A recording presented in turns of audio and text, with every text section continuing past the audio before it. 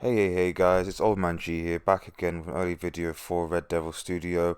And today we're going to talk obviously about Maguire and Bruno Fernandes and Solskjaer. So basically, as you know, um, it's been heavily rumored, was said essentially by Sun Sport that Harry Maguire should be having medical to get today. That story is building up momentum.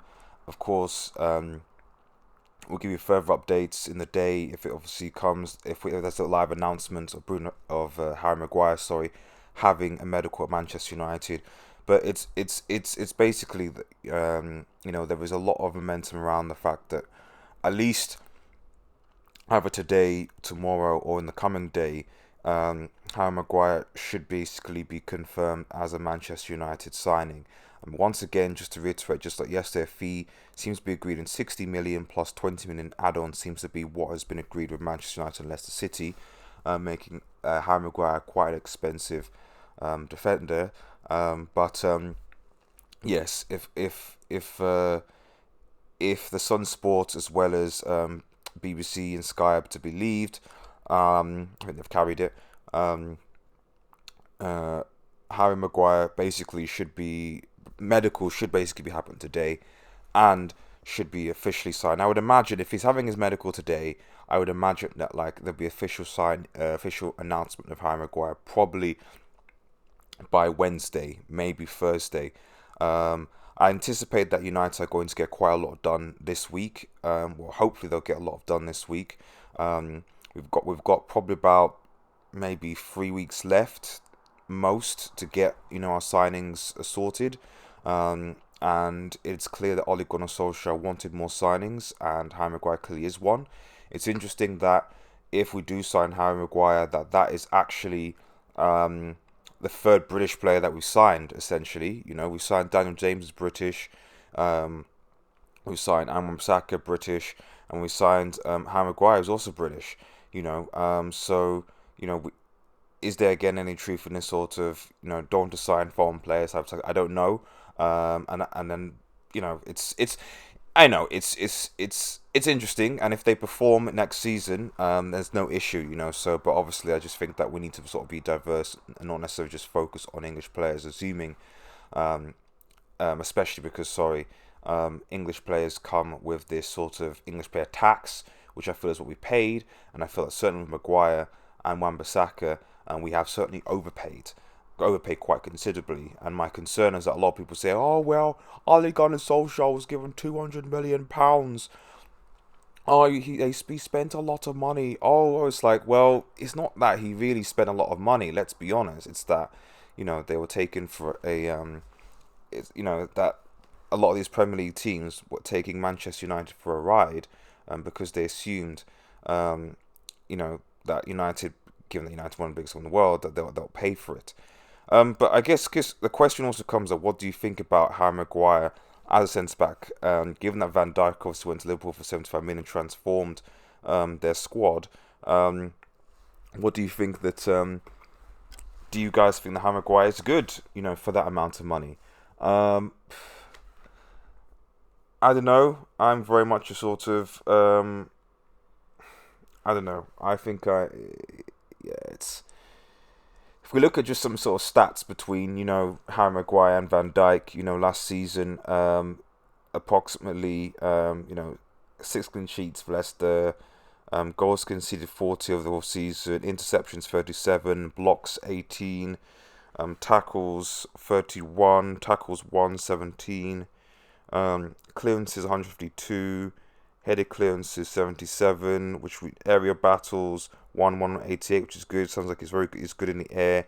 Own goals 0, errors into got maybe 1. Not as good as obviously Van Dijk, but I think one of the big things I think in perspective is that he should basically be present in the air. We need a centre back that can basically head the ball and be dominant in the air. And I remember in particular when I think for England when he was playing against a centre back pairing of De Ligt and Van Dijk, who were both taller than him. I think he was still able to win the ball in the air against them and perform quite well. So I think that's an encouragement. And that's good. for us. But we'll see. We'll see. Stay tuned to Red Devil Studio. Please like, share, and subscribe to this channel, guys. I'm really thankful that we're getting more subscribers day on day, 155 I think now. Let's push for 200 subscribers by the end of the week. It would be amazing if we could get that. Now, just moving on to the next bit of news on Bruno Fernandes, and as it says in the title, Solskjaer versus the board on Bruno Fernandes. So basically, all my Manchester Evening News, Daily Express, and a few other sources that, as we said earlier, there was this, the idea was that we were going to obviously, well, prioritise, I guess, signing centre back like Harry Maguire, and then basically sort out Bruno Fernandes. And it seems that the board are reluctant to sanction a move for Fernandes because they just don't think he's worth, I think, between 65 to 70 million. They're willing to pay 50 million, but not 60 to 70 million, because they feel that he's not Champions League proven. He's not. They just feel it's a risk to spend that amount of money on this sort of player. But Solskjaer wants him. Solskjaer really needs him as part of this season. This is causing a bit of conflict, and as it was sort of a bit hinted, I think, in the Perth game, Solskjaer kind of said, when he was asked about transfers, he said, you have to speak to Ed Woodward about that, and it was clear that there is some disagreement between Solskjaer and the board regarding Fernandes. And personally, I think that Fernandes is certainly worth at least 65 in the market. I think if they're offering 40, I think that's a bit 50. Sorry, I think that's a bit low, especially when you consider that you spent 50 million on Wan-Bissaka. If the argument for the board is, well, he's not. I guess the other people you have probably proven Wan-Bissaka and Maguire, but if the argument is based on that, well, Champions League such and such. Well, hang on for a second. Crystal Palace, Wan-Bissaka, and Harry Maguire are not Champions League, coming from Champions League winning sides. None of our signings, all of our signings, arguably are potential signings. We have not actually signed a arguably recognised world-class player to Manchester United. Although, to be fair, not many other teams in the Premier League have. Potentially, maybe you could say Tottenham have, possibly. But the point I'm trying to make is that, at the end of the day, you have to pay the market rate. And while I think 70 million, I could agree, is maybe a bit too steep, certainly 60-65 should be manageable, especially when you consider the money that United have, but also the fact that they spent that amount of money. Well, they spent 50 million on Wan-Bissaka, and could potentially be spending upwards of 80 million on Harry Maguire. If you're saying that those players are worth that, I don't see why Bruno Fernandes isn't worth at least 65 million.